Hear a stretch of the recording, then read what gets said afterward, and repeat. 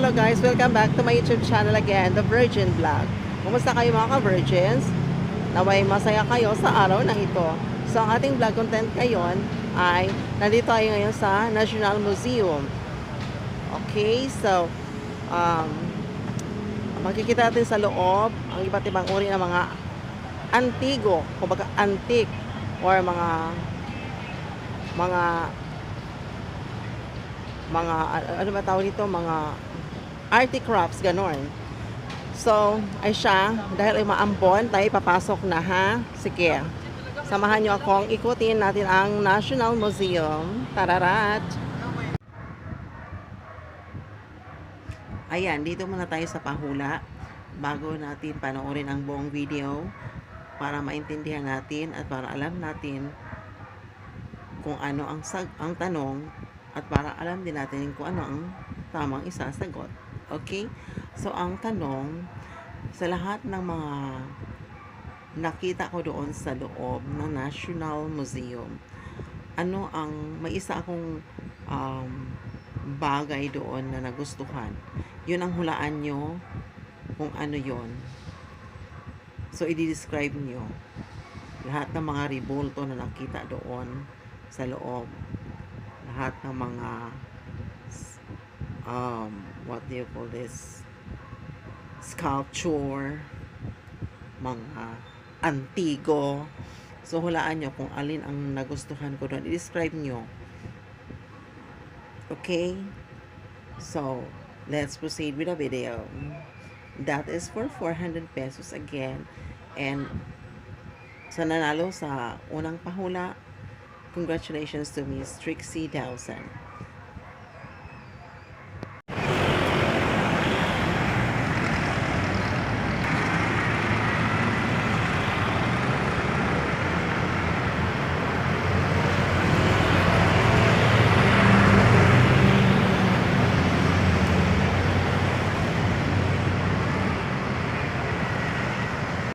Ayan guys, nandito na tayo sa loob ng National Museum.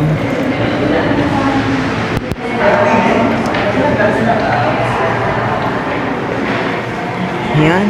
Humabol pa talaga ako dito. Alas 3 na ako nakarating. 3:20.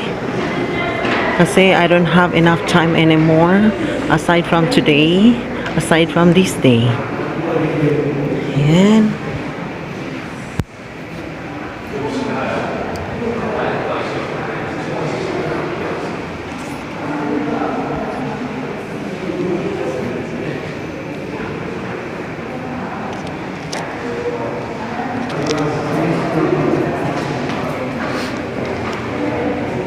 Wow.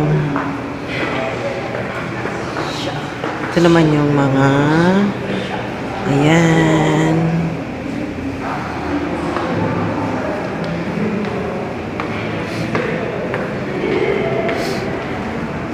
Ito yung sa loob ng museum guys. Ayan. Ayan. Commonwealth of the Philippines. Ayan. Ito naman ay Commonwealth din. 1946. And the other one. So yan ang lahat na makikita nyo mga rebulto kumbaga. Ayan lahat. Ayan. Diba ang ganda.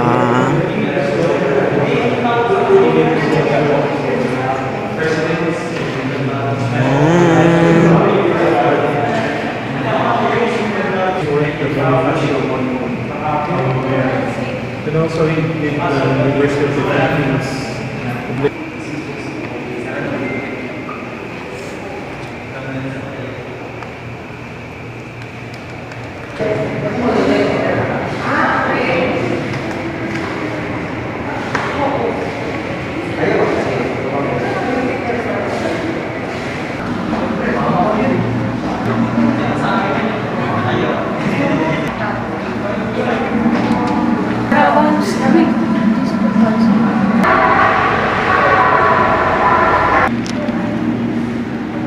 Ito naman guys is mga sculpture. Hinaan ko lang yung boses kasi bawal lakasan. Charot. Ayan. Mga sculpture. Ito naman siya.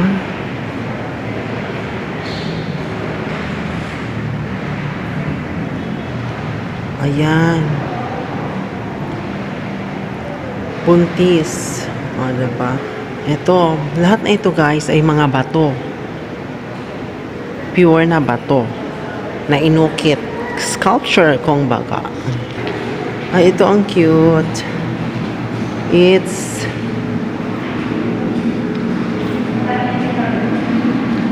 ayan, oh. Para siyang Holy Family. Meron.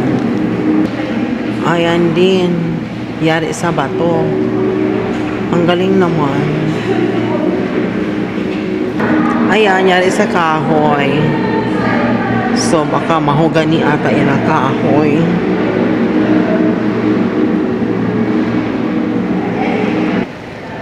Ayan, sculpture din yan. Yari sa kahoy. Galing naman mag-ukit. Perfect.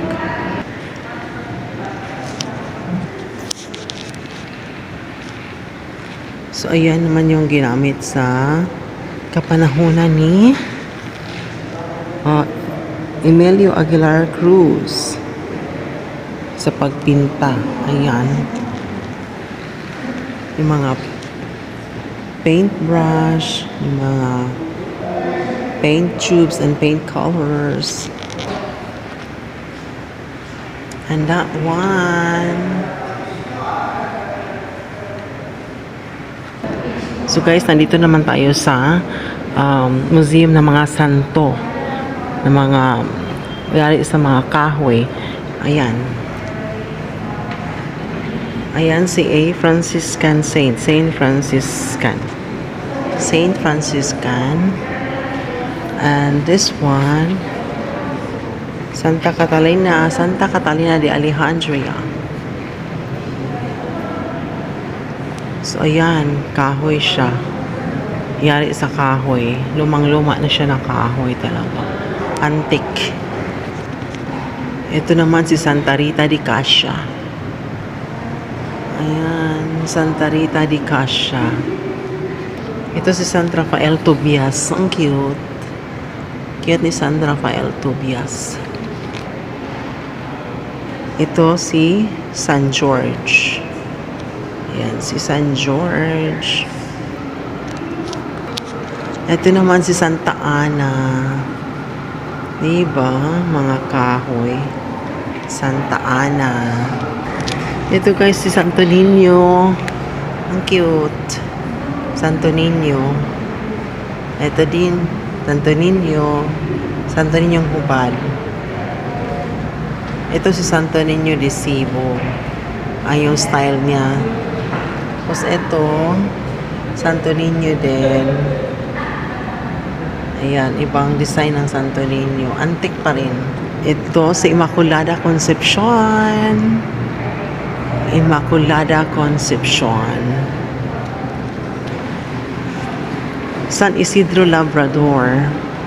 So, ito yung ito yung room na pinaka-paborito ko mga santo. San Isidro Labrador. San Roque. Yan si San Roque.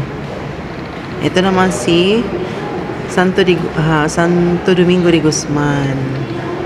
Santo Domingo de Guzman. O ibang naman to, ibang sculpture ng kahoy ni Santa Ana pa rin. Santa Ana. So yan, pinaka-antique. Antique na altar. So ito pala ang lumang altar ni San Nicolas Tolentino, guys. Ayan. Diba? Ito naman si Santiago Matamoros. So mayroon ganito sa Tanhay, patron ni Santiago. Yan. Ito naman si Santa Maria Magdalena. Santa Maria Magdalena, mga antique. Ay, parang yari ito sa mahogani. Kasi yung kulay ng yung kahoy. Parang yari sa mahogani. So yan. Yan yung tinatawag na pieta. Pieta.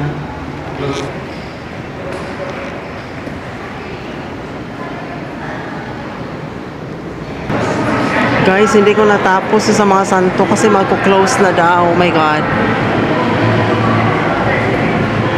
Hanggang 4 lang pala sila.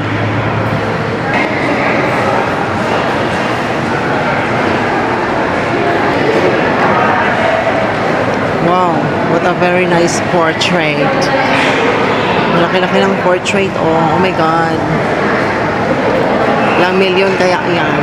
So, ito mga nakuha ko guys is mga selected. Ito lang, mga selected lang to. Nakuha lang ko ng video kasi I am running short of time. So, I arrived here at 3:30 or 3:20 and then they will close at 4 o'clock.